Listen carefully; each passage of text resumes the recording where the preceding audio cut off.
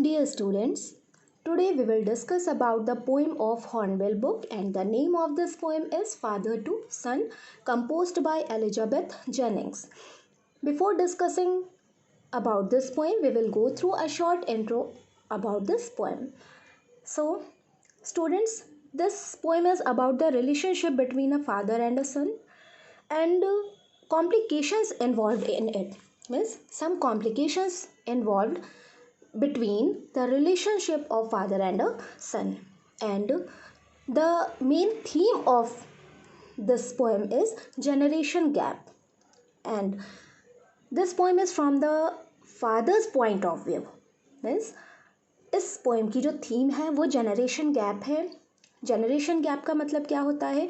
Father और सन के बीच में एक उम्र का गैप होता है, उसे ही हम जनरेशन गैप बोलते हैं. मीन्स उम्र के बीच में जो गैपिंग होती है उसे ही हम जनरेशन गैप बोलते हैं. और इस पोएम में एलिजाबेथ जेनिंग्स ने हमें इसी जनरेशन गैप के विषय में बताया है.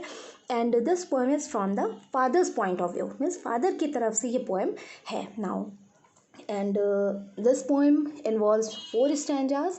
Today we will cover 2 stanzas. So let's start the first stanza. I do not understand this child, though we have lived together now in the same house for years. I know nothing of him, so try to build up a relationship from how he was when small, yet have I killed. This is the first stanza.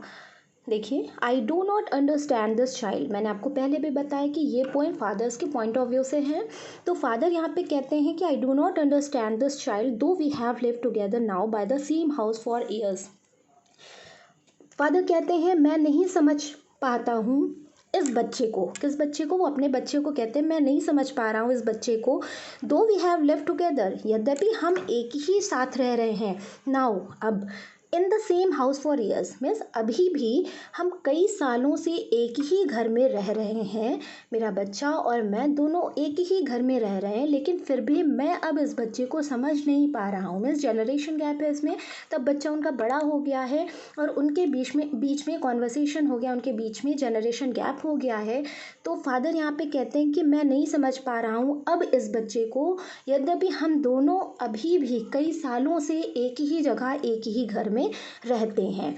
I know nothing of him, मैं इसके बारे में अब कुछ नहीं जान पाता हूँ. So try to build up a relationship from how he was when small.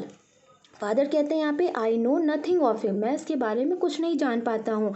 So try to build up a relationship from how, कहते हैं फादर कि इसलिए मैं प्रयास करता हूँ अपने रिलेशनशिप को बिल्डअप करने के लिए, मीन्स बनाने के लिए. हमारे बीच में जो जनरेशन गैप हो गया है उसको भरने के लिए, मीन्स हमारे बीच का रिलेशनशिप बिल्डअप करने के लिए मैं कोशिश करता रहता हूँ. From how he was when small, कब से? जब से वो बच्चा था. मीन्स जब से वो छोटा था तब से अभी तक में जैसे जैसे वो बड़ा हो रहा है, हमारे बीच में जो जनरेशन गैप आ रहा है, तो वैसे वैसे मैं कोशिश करता रहता हूँ कि हमारे बीच का ये जो गैपिंग है वो ख़त्म हो जाए और अपने रिलेशनशिप को मैं बिल्डअप करने की कोशिश करता हूँ.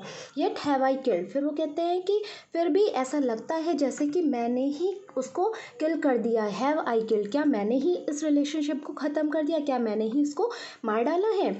फिर से स्टेंजा पूरा देख लीजिए. आई do not understand this child, father कहते हैं यहाँ पे, ये लाइन बहुत इंपॉर्टेंट है कि ये पोएम फादर के पॉइंट ऑफ व्यू से है. तो फादर यहाँ पे कहते हैं कि मैं अपने बच्चे को नहीं जान पा रहा हूँ क्योंकि यहाँ पे उनके बीच में जनरेशन गैप हो गई है, बच्चा बड़ा हो गया है. तो वो कहते हैं कई सालों से हम एक साथ रहते हैं, फिर भी मैं नहीं समझ पा रहा हूँ कि हमारे बीच में ये किस तरीके की गैपिंग आ रही है. मैं अपने हमारे रिलेशनशिप को बिल्डअप करने की लिए कोशिश करता रहता हूँ. जब वो छोटा था उसके बाद से जैसे जैसे वो बड़ा हो रहा है, हमारे बीच में जो गैपिंग हो रही है उसको बिल्डअप करने के लिए मैं कोशिश करता रहता हूँ. फिर फादर कहते हैं क्या मैंने ही इस रिलेशनशिप को किल कर दिया है? नाउ सेकेंड स्टेंजा देखिए. The seed I spent or sown it where the land is his and none of mine. Father यहाँ पे क्वेश्चन करते हैं. द सीड, वो बीज, बच्चा एक बीज के जैसा होता है. तो फादर यहाँ पे कहते हैं वो बीज, अपने बच्चे को ही कंपेयर करते हैं. आई स्पेंट और सोन इट वेयर, मीन्स मैंने ये जो अपना बच्चा, ये जो बीज था इसको बोया था. कहाँ? The land is his, means जिस ज़मीन पे बोया था, जिस जगह पे बोया था वो ज़मीन उसकी थी, मीन्स किसकी, बच्चे की, मीन्स मैंने उसके ज़मीन पे वो बीज बो दिया था, एंड नन ऑफ माइन, वो मेरी ज़मीन नहीं थी। कहने का मतलब क्या है कि ये जो जनरेशन गैप उनके बीच में आ रहा है उससे वो काफ़ी ज़्यादा फेडअप हैं। तो वो कहते हैं कि मुझे ऐसा लगता है कि मैंने जो बीज बोया था वो मैंने उसकी ज़मीन पे बो दिया था, मेरी खुद की ज़मीन वो नहीं थी। मीन्स कहने का मतलब वो बच्चा मेरा नहीं था, वो बीज मेरा नहीं था, मुझे ऐसा लगता है। वी स्पीक लाइक स्ट्रेंजर्स, वो कहते हैं हम एक दूसरे से अजनबियों की तरह बातें करते हैं। There is no sign of understanding in the air, हमारे बीच का जो कॉन्वर्सेशन होता है, तो जो एटमॉस्फेयर होता है, एयर का मतलब क्या हुआ, जो कॉन्वर्सेशन के साथ में जो एटमॉस्फेयर बनता है उसमें ऐसा बिल्कुल भी नहीं लगता है कि एक दूसरे की अंडरस्टैंडिंग है। मीन्स ना वो मुझे समझता है ना मैं उसको समझता हूँ। There is no sign, means कोई भी चिन्ह नहीं होता अंडरस्टैंडिंग का। कहाँ पे, जब हमारे बीच में बातचीत होती है। वी स्पीक लाइक स्ट्रेंजर्स, हम अजनबियों की तरह बात करते, जब हम कॉन्वर्सेशन करते हैं तो उस एटमॉस्फेयर में बिल्कुल भी नहीं लगता है कि अंडरस्टैंडिंग है। This child is built to my design, अब फादर कहते हैं ये जो बच्चा है, ये जो मेरा बच्चा है, is built to my design, ये बिल्कुल मेरे ही जैसा है। माई डिज़ाइन मीन्स मेरे ही जैसा है, जैसा मैं हूँ वैसा ही मेरा बच्चा भी है देखने में। Yet what he loves I can not share, लेकिन फिर भी वो क्या पसंद करता है, वो क्या चाहता है, मैं आई कैन नॉट शेयर, मैं इसको शेयर नहीं कर सकता। मैं क्यों, क्योंकि जो जनरेशन गैप है उसकी वजह से दोनों के बीच में कॉन्वर्सेशन अच्छे से नहीं हो पाती है, और बच्चा अपनी फीलिंग्स को, अपनी पसंद को अपने फादर से शेयर करना बंद कर देता है जैसे जैसे वो बड़ा होता है।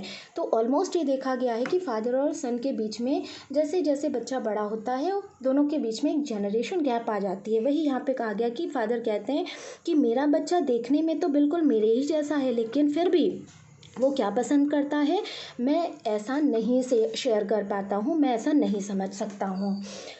So students, this is all about the two stanzas related to this poem. I hope you have well understood. Note down difficult words and keep practicing, keep learning. Thank you students.